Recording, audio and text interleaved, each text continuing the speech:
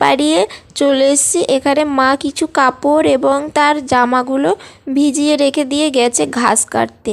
ওখান থেকে এলে এগুলোকে ধোবে।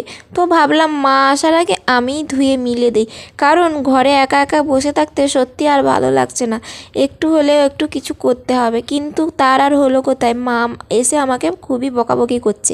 এই সময় জল ঘাঁটতে হচ্ছে কেন?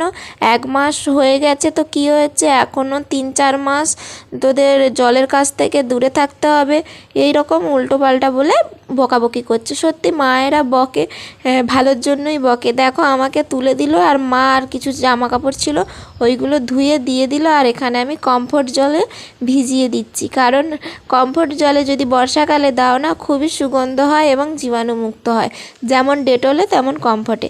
আর এদিকে একটা একটা জামা আমি এখানে মিলে দিচ্ছি, কিন্তু মা বলছিল এইগুলো চুবিয়ে রাখ আর আমি উপরে গিয়ে মিলে দিয়ে আসবো। কিন্তু তার আর হলো কোথায়, অবাধ্য মেয়ে যেটা বলে। কিন্তু আমিই চলে গেলাম ওপরে জামা কাপড় মিলতে। তবে আমি নিজেকে নিজে সুস্থ মনে করছি, তাই জন্য আমি এই সমস্ত কাজকর্মগুলো করছি।